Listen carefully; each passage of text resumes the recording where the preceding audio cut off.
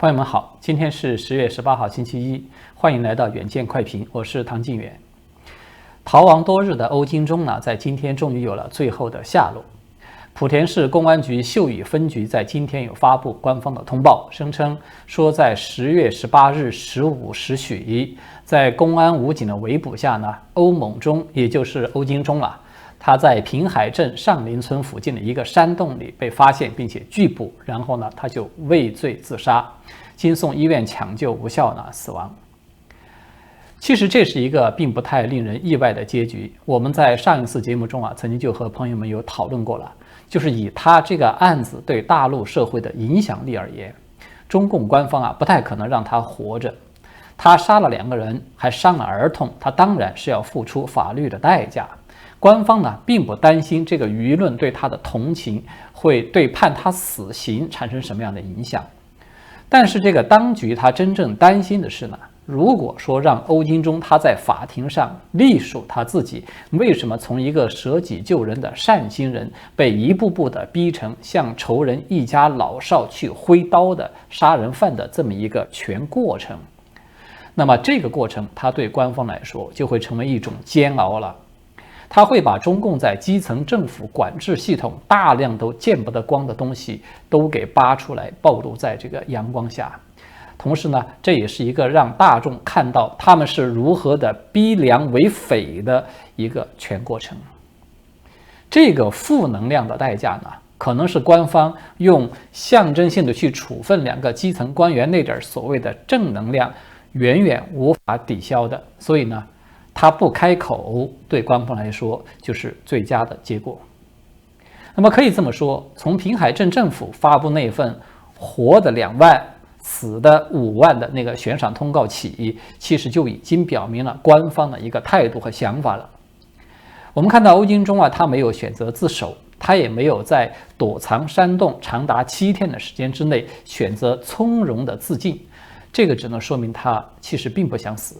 也许呢，是他还抱着一丝微弱的希望以为自己能够逃出去，也许是他还有其他的什么想法，无论是什么，我们都永远不可能再知道了。那么虽然欧金忠他已经死亡，但是呢，笼罩在他身上的很多的疑团呢，并没有完全的解开。就他死亡本身而言也都有很多不清不楚的地方。官方通告说他在山洞里拒捕，然后再自杀。但是呢，一度有秀屿区南部的东桥镇的微信公号，叫做东桥往事的，就有发布消息说，欧金忠在18号下午已经被警方所控制了。而新京报这家报纸，它的官方微博也曾经在当天傍晚的大概是17点59分左右发布了贴文，引述了一名参与搜捕的警察的说法，称接到了通知说欧金忠已经被抓获。同时呢，还有另一名平海镇的村干部呢，他也收到了多名参与追捕的工作人员的消息，说欧金忠呢在当天下午就已经被抓捕。所以呢，欧金忠他究竟是自杀还是被自杀，这个真相究竟是什么，只能够成为一个谜了。也许只有等到中共的统治解体之后，无数暗黑的这些秘密呢，它才会彻底的曝光在全天下人的面前。欧金忠呢，再也不能开口了，这个至少是让当地的各级政府和中共官媒都大大的松了一口气。因为对前者来说呢，那些很有可能涉及到像村霸黑恶势力等等这些内情，将永远不会被披露出来了。而官方媒体呢，也可以很方便的按照设定好的那个报道的套路，对欧金忠的整个的人设要来进行一个揭秘式的反转的报道了。我们其实已经有看到在某些官媒的描述中欧金忠他是一个与3家邻居都有结怨的，一直想占人便宜的人。他是一个威胁并且殴打他人的霸凌者。他的妻子呢，是一个拒绝调解的、蛮不讲理的、贪得无厌的人。那些阻止他建房的邻居呢，才是属于弱势的一方。而欧金忠没有能够顺利的建房呢，是他与人为恶导致的一个自食其果的这么一个结果等等。但是我们却看到这个事件爆发之初也有相反的报道，比如说封面新闻就曾经有报道说，同村的村民呢向记者透露说，阻止他的那3家邻居呢，他们相互之间其实都是亲戚关系。还有一次呢，这个被害人欧春九家的人呢，还跑到了欧金忠家里去殴打了他的这个老婆。那么对方由于是人多势众，欧金忠因为没有帮他自己老婆的忙，两口子呢还闹过离婚。而最关键的是呢，欧金忠他被推倒的那个老房子原地占地是400平米，而获得了这个合法审批手续的新房规划，它已经被压缩到了只有150平米。但是这个仍然是被邻居声称说有争议而阻止了他。而当他准备把新房的那个位置要转移出所有与邻居有争议的地界的时候呢，他却又被镇上的工作队把他叫停了，理由呢就是说他违反了审批的规定。结果呢，欧金忠的新房呢就是这么进退维谷，卡在镇政府与满怀敌意的邻居中间难产。也许呢，很快我们都会看到，就是上林村的某些村民呢，他会来出面向媒体去不断的揭发一个形象负面的欧金忠出来。但是无论如何呢，我觉得有2个确定的事实是无法改变的。第一个呢，就是欧金忠他的新房始终都没有能够建起来，这就很难解释。如果说欧金忠他才是那个横行霸道的那个人，那么为什么他一直都没有霸王硬上弓的先把自己房子修好了，解决自己一家老小居住的问题再说？第二呢，就是欧金忠这6年他找遍了各级部门去进行上访维权的那些记录，对吧？全部都在。这个呢，他也很难解释为什么一个被指是占人便宜的人会如此的顽固。他宁可自己一家6年都没房住，他也一定要去占这个便宜，而且呢，还四处的上访，也不怕相关部门或者说是媒体记者上门来调查出他才是理亏的那一方，对吧？不管怎么样呢，欧金忠事件已经结束了，这个很可能会成为大陆类似事件的在公众领域传播发酵的一个绝唱了。因为随着非公有资本必须全面退出新闻领域，还有各路的这些大 V 被全面的灭杀，以后无论出现了多少个欧金忠，很有可能都再难得到这样的舆论的关注度了。因为到时候全国上下将只会有一个声音，就是类似于像胡锡进那样的声音可以存在。好的，下面呢，我们来转换一下话题，来聊一聊另外一个中美之间的热点事件。在1个多月前的9月中旬英美澳3国有正式的结成了那个 AUKUS 联盟，对吧？是一度震惊了国际社会。在当时几乎所有的舆论呢都聚焦在这个澳洲将从美英获得先进的核潜艇这个热点，还有就是澳大利亚与法国的那个合同的纠纷了。但是实际上在这个 AUKUS 的协议中呢，美英双方向澳洲输出的这个核潜艇建造技术与能力呢，它其实只是这份协议的一部分。根据澳洲政府对这个 AUKUS 协议的官方介绍材料里面，就是澳大利亚呢，它也将从此获得自行制造，包括像战斧巡航导弹，还有多款的海上远程攻击武器系统的能力，甚至呢，还将参与美英联合进行这种高超音速武器的研发。那么在当时呢，大众舆论几乎都没有怎么关注到最后提到这个高超音速武器的研发。但是呢，在刚刚过去的这个周末，这个词突然间成为各家媒体报道的头条。原因很简单，就是因为英国媒体《金融时报》呢，在上周6有独家披露了一个堪称是爆炸性的消息，说中共有初步测试了一枚前所未有的高超音速武器。那么这篇报道它又引用了5个匿名的消息来源，说中共军方有发射了一枚运载高超音速滑翔飞行器的火箭。该飞行器呢，在低轨道空间绕地球飞行了1周，然后再重返大气层，向目标进行高超音速滑翔，但是最终呢，却没有能够成功的击中目标。它的战斗部呢，落在了这个标靶之外，大概有32公里的这个地方。那么在普通的导弹精度偏差它已经可以缩小到只有几米的这个当前，这个32公里的偏差，它就实在有点太大了，对吧？但是这一次的测试，它还是依然引起了美国舆论的重视。它的原因就在于，这枚导弹虽然它的精度很差，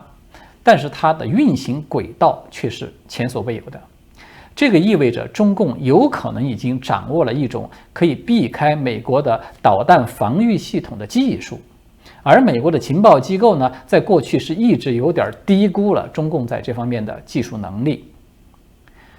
如果我们要想理解这枚导弹它的威胁究竟有多大，那么我们先要简要的说一说这个导弹的分类。我们都知道啊，过去在军事领域呢，一直都把这个导弹分为是两大类，一个呢是弹道导弹，一个呢是巡航导弹。这二者之间最大的区别是什么呢？就是它们飞行的那个弹道是不一样的。这个弹道导弹呢，它走的是一个抛物线的一个弹道，它的弹道的顶点呢，已经超出了大气层，进入到外层空间了，然后呢，再重新进入大气层飞向目标，是这种形式。那么这种导弹呢，它是因为大部分的飞行高度啊，它都非常的高，它所以是几乎没有任何空气阻力的，它的速度呢就可以达到很高，甚至可以超过20马赫，也就是超过20倍的音速。所以这个洲际弹道导弹它的优势呢，就在于它的速度很快，射程很远，它可以构成一种战略威慑的力量。但是缺点呢，就在于因为它的弹道是很规律的这么一个抛物线，所以它就比较容易被提前的计算它的轨迹，并且进行拦截。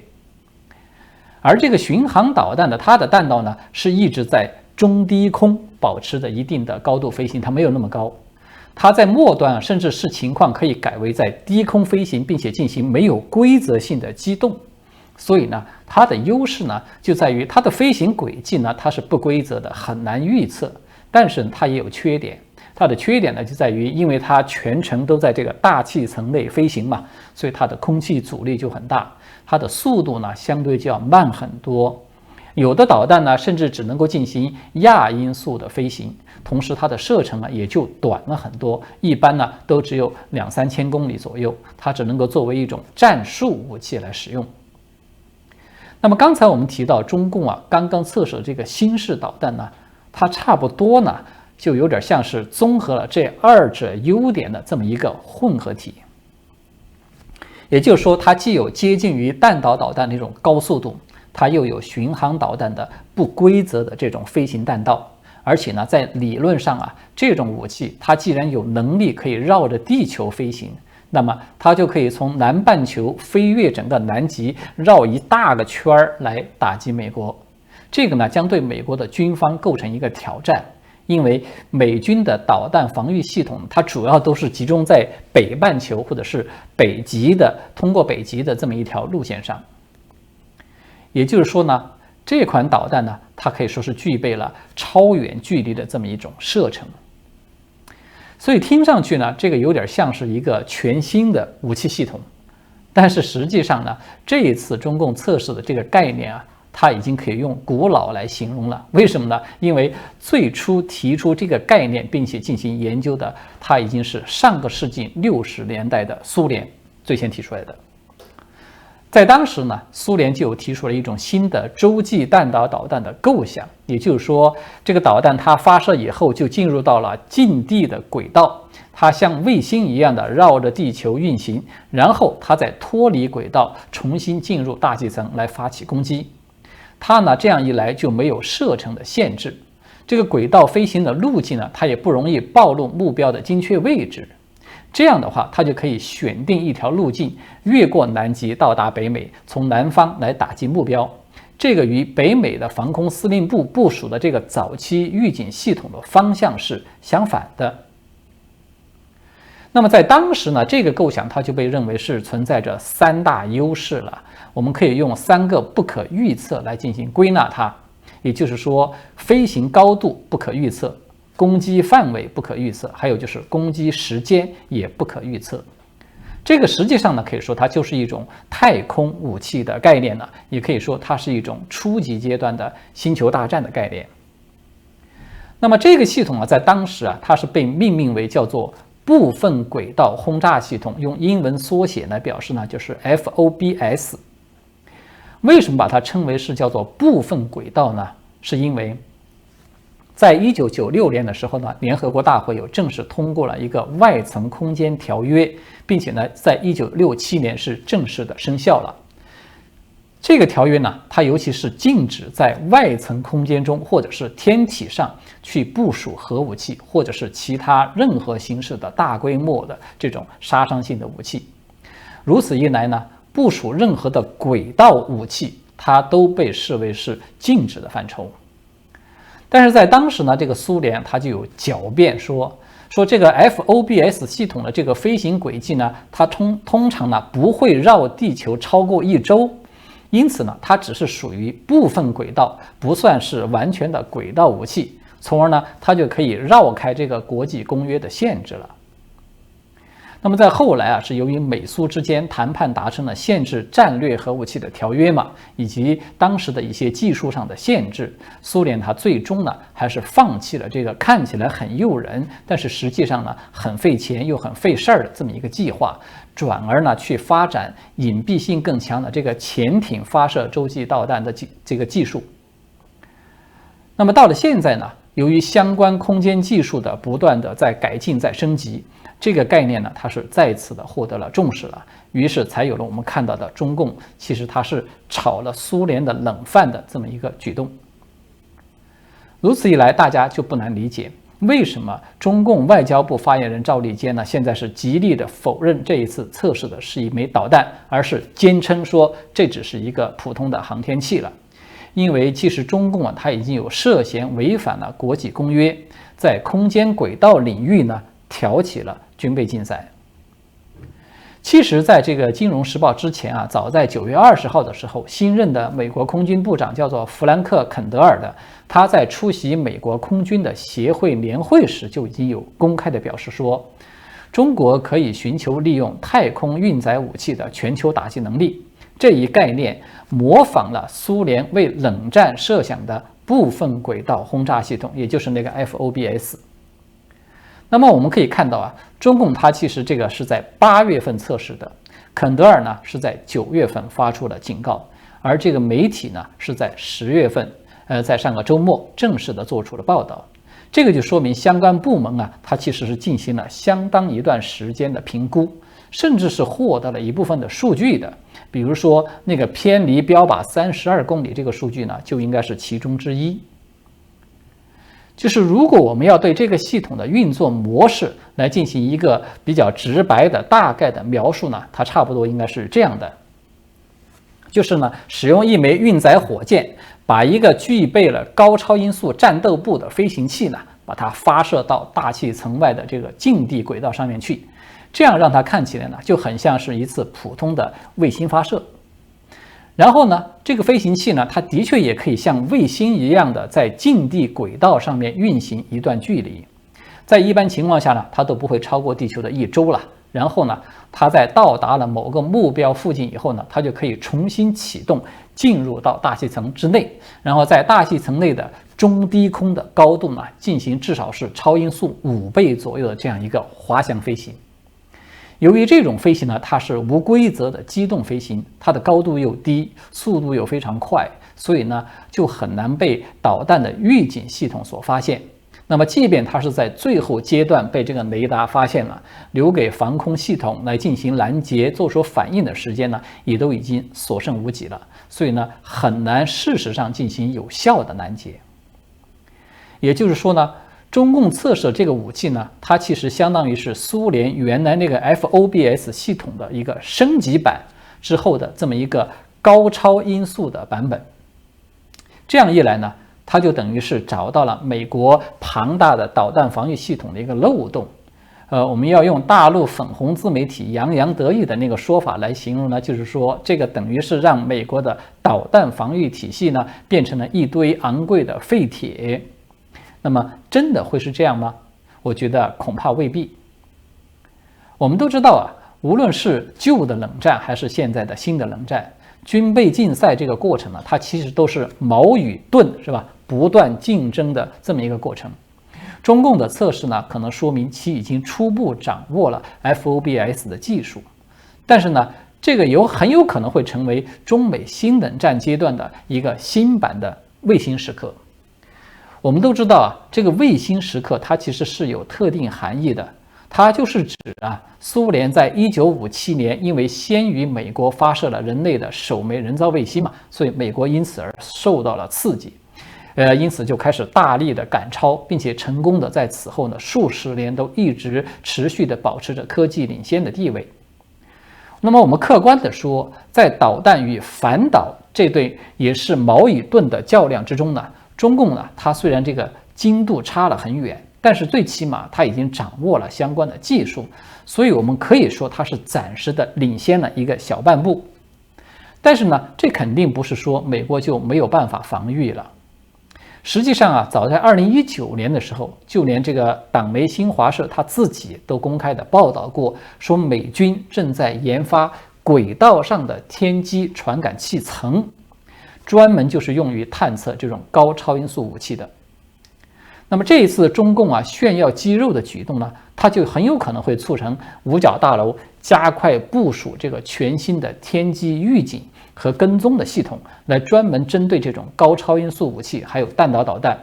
也就是说，这个竞争之路了，它才刚刚开始。那么另外一方面呢，中共的这次炫耀呢，它很有可能会促成这个欧卡斯三国联盟同意联手开发高超音速武器的是一个最直接的因素。这个联盟它让中共的核潜艇威慑战略已经遭受到了严重的遏制。换句话说呢，中共的太空之力是吧，很高的地方它还没有得到，但是它在海底的优势很低的地方，反倒有可能先就失去了。究竟是福还是祸呢？还尚难定论。第三一点呢，就是这次测试呢，它意味着中美战略威慑的一个局面很有可能被打破了。所以呢，美国有可能会采取更为积极的一个姿态来防止中共入侵台湾。也就是说，中共它有可能会自以为我现在有了这种突破反导系统的杀手锏了，从而呢豪赌你美国不敢出兵台海来与中共直接的开战，进而呢铤而走险的发动对台湾的入侵。但是实际上呢，它很有可能得到一个恰恰相反的结果，就是美国同样有可能在确保相互摧毁的这种核平衡前提之下呢，来加大支持台海的一个力度。目的是什么呢？目的就是为了要打消中共铤而走险的这种念头，逼迫双方都维持现状。换言之呢，中共它其实反而有可能会面临一个更大的在局部的军事压力。就如果我们用这个下围棋来做比喻现在中美之间的棋局呢，它已经逐步的进入到中盘大龙的搏杀这个阶段了。围堵与反围堵的这个角色呢，它是不断的在更替，在反复变化的。那么中共现在可以说放出了这么一个小小的手巾吧，它对全局究竟有多大的影响呢？那个要等到走入到这种单行道式的景气对杀的阶段呢，可能我们才能够看出来。所以呢，我们现在呢，不妨把眼光放得长远一些。好的，今天呢，我们就暂时聊到这里了，谢谢各位的观看，我们下次再见。